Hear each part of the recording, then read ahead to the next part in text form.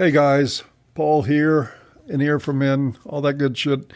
I'm going to be doing this a little bit different tonight. As you know, I usually on my scheduled videos, I shoot them with a camera, do the post-production gig and get them out to you that way. I just wanted to do this one a little bit differently because it involves doing some point-by-point analysis of an audio file. It's a short one, but I'm going to break it down into a lot of segments. And I wanted to talk about that and be able to format it. And I didn't want to shoot that on camera because it turned into a major pain in the ass. So I'm not going to do it. I'm just going to lay this out on an audio track and get it to you this way. And it involves Bill Burr. Every MRA in the world, I guess, unless you only became an MRA like 5 minutes ago, knows who Bill Burr is. And he's a favorite among the crowd. He's a favorite of mine. I think personally he's probably one of the most brilliant comics since Carlin. I mean, there's so much about what he does that I like, especially that he fucks with convention so much, and especially in the areas that we care about, like domestic violence, a wage gap, pedestalizing women. A lot of our major talking points seem to end up on the stage with him talking. And he gets his audience, which I think is really pretty ingenious. He takes them to a place that they're downright uncomfortable sometimes. He'll just hammer at an issue and challenge the audience's thinking and to the point his audience is uncomfortable. And then he sort of puts them at ease by calling himself a moron or a psycho or a dumbass or something like that. And then they get back at ease, and then he goes right back to taking a leak on the sacred cows. So, I mean, you got to love that stuff. It's politically incorrect humor. He pulls it off, which a lot of people couldn't do. I don't think a lot of people how many comedians have the sensibilities to go out there and talk about challenging our view of domestic violence and challenging gynocentrism without having at least half or more of the audience turn against them. And he manages to do that. I think part of it's his balls. If you've ever seen his routine in Philly that they bootlegged up onto YouTube, where he basically just takes a dump all over Philadelphia. And I don't even know what the real backstory was behind that, but I know that he just spent his whole time up there insulting the crowd. And so he's got balls. There's no doubt about it, to a point. I guess that's why I'm doing this. I want to bust his balls a little bit with respect. Like I said, I admire the guy. I like what he's doing. I think he gets even some of his ideas from this pool of people, from the men's movement, MGTOW, all that. I think he probably pulls, or because we're the only one of the ones talking about this shit, it would stand to reason that he gets some of his ideas from that and uses them in the routine to great effect. And in this particular one that I'm going to uncork a little bit on with him, he's even still doing a good job of cutting to the quick about some shit with women. In this case, how they argue, which is mainly to move goalposts around and obfuscate and manipulate and get you to get off of your game and to lose track of the point, to the point that you don't know what the fuck's going on. But anyway, he starts out really good with this. It's almost like he's out there, he likes sports, so I'll use a sports analogy. It's like he's out there on the court hitting one 3-point shot after another, nothing but net, and then just starts throwing them into the fucking bleachers. Missing the backboard, missing everything. Because I think he came up on a wall that I'm going to try to explain in the course of this talk. And I think you'll get it. So anyway, let's pull up on audio and listen to the first part of this bit on his stand-up routine. And I guess I got to qualify that, right? The guy's doing comedy. He's not out there doing a lecture on social issues. But, let's be realistic about it. He draws heavily on a very different worldview, a lot more red pill worldview of social issues. And if he didn't have a pretty goddamn good understanding of what he was talking about, I don't think he'd be doing this. So, it's one of the things about Bill. He does, if you listen to like his podcasts and stuff, he almost to the point of hiding behind it. Sometimes is, what do I know? I'm a dumb fuck. I'm a psycho. I can't even read off a page. He says that like every other podcast. And I think he's trying to make a point with the self-deprecation, but I also think he hides behind that a little bit. And so with that in mind, I'm going to go ahead and launch into this. Let's pull up part 1 and take a listen to it and see what he has to say. Now, fuck that, because you know what it is? They never address how women argue, which I think is the core of a lot of that shit. And I got to tell you something, man. Like, I never knew how women argued. But after 20 years of losing every significant battle in a relationship, I finally figured out how they argued. I'm going to tell you something. I'm starting to turn this franchise around. And that's actually a good start. I mean, Bill, in his everyday, every man way of talking, tells us what we all know. Generally speaking, women and the way they argue are largely a mystery to most men. And through self-revelation, he lets us know that he's been getting his ass kicked by women for about 20 years. But then he promises us he's on to something. He has finally started to figure out how women kill men in arguments, and he's going to tell us how it's done. Let's continue with that. I have begun a winning tradition. This is how they argue, as far as I can tell. All right? If they're right, they argue the point. And they stay on point and make sure you stay on point until you're down on your knees, apologizing, begging for forgiveness. All right? No problem with that. Totally respect it. But here's the thing. If they're wrong, they go rogue. They go off-road. They start thinking of shit you're sensitive about. Maybe you don't get along with your dad. And in their head, they just start concocting this evil statement. Totally designed. This desperate Hail Mary attempt to make you so fucking mad, you just call them a cunt. That's what it is.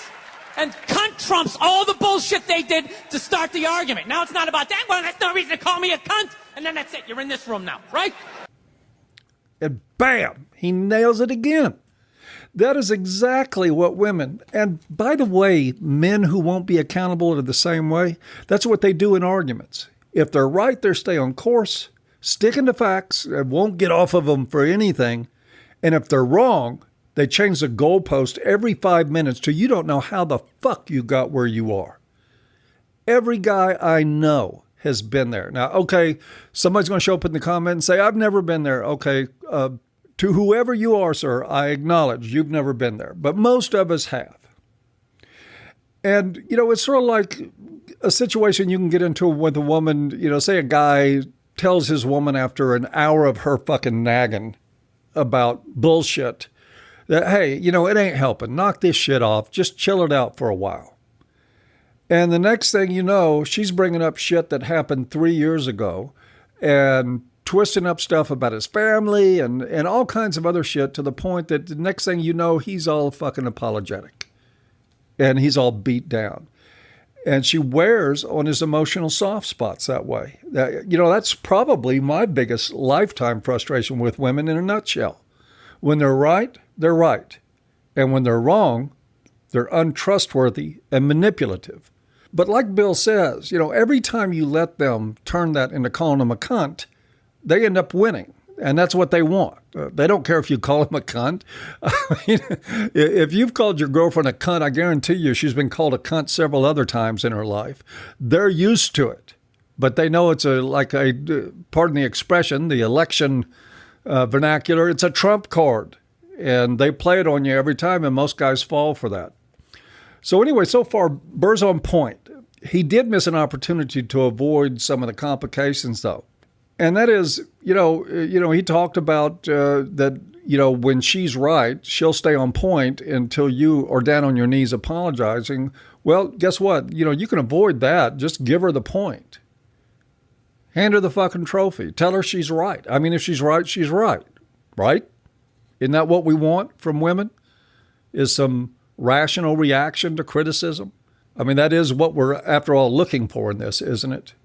Some responsible behavior. So it's, pretty much on us, if we're going to be involved with a woman, to provide what we're expecting. And, if you don't give it, I mean, let me just sort of back that up. A better way to put this is that if you do give it, it has one really positive effect. If she tries to tell you you did something wrong and you look at it and you figure, yeah, I did do something wrong, just admit it, because guess what? At that point, at the point that you admit it, she gets to shut the fuck up. I mean, what else? What is she going to do? She's going to say, yes, you did to somebody that's saying, yes, I did. And I think that's one of the big advantages to just being accountable is you just take the wind out of somebody's fucking sails. But anyway, I'm getting off point here. I just thought it was worth adding that, you know, if you just own your shit in life with other men, with women, with yourself, you end up a lot better off. Okay, so let's move on to the next part of this and see what Bill has to say, because this is where, to me, he starts getting off the track. He starts moving in the wrong direction. My girl knows my big fear in life is to be that dude who grows old, you know, grows old alone, has like that basement apartment, just screaming up at the younger couple, turn it down! That isn't music!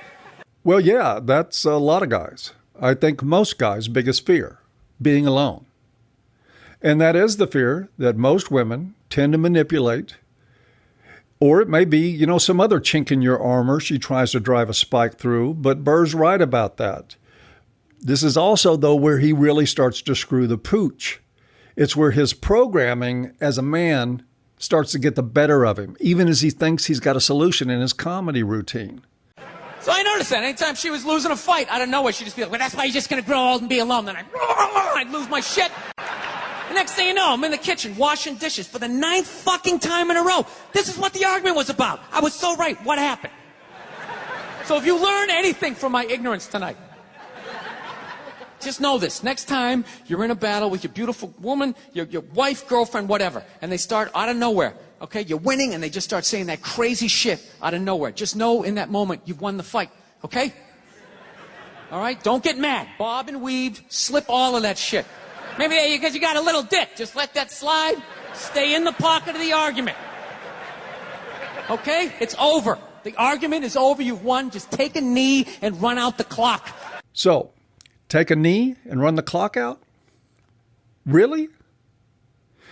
Now, let me see if I can, because, you know, he didn't explain every detail of the argument that he was using for his model there, but it had something to do with his doing the dishes, which he was apparently trying to avoid to do. But, so what she's saying is that she wants you to do the dishes, and she says you got a little dick to avoid dealing with the fact that it's her turn. So you do what? You declare yourself the winner and run out the clock? Well, I mean, first of all, that doesn't make any fucking sense.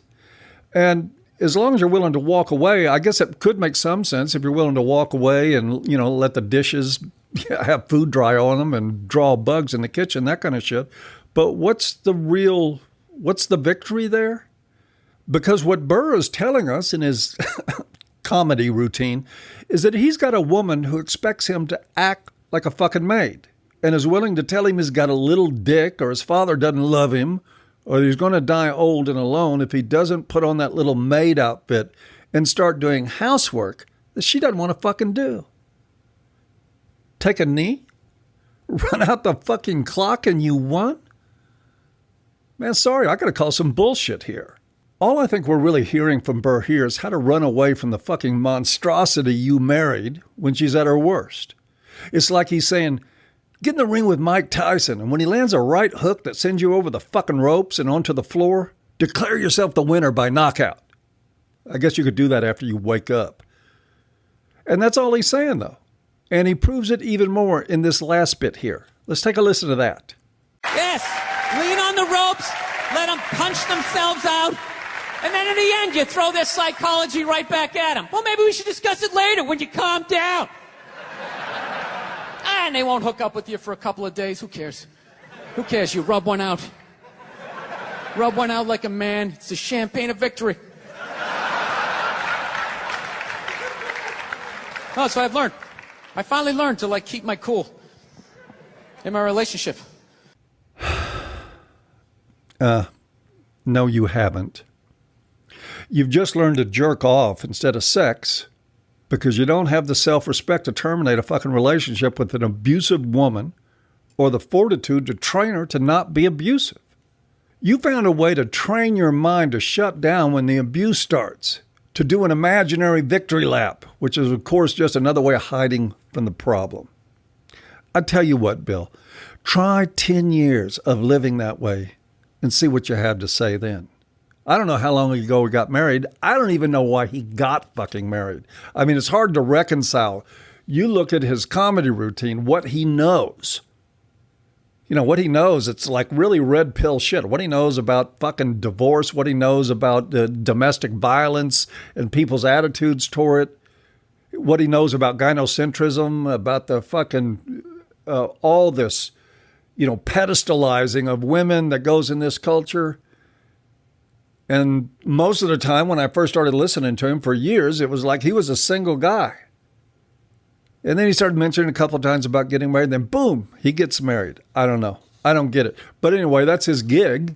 I don't give a fuck. I won't do it. But I wonder, after 10, 15 years, if it lasts that long, of fake victory dances, of telling yourself that you won an argument when you got somebody that's being verbally abusive to get their way over something as minor as fucking housework.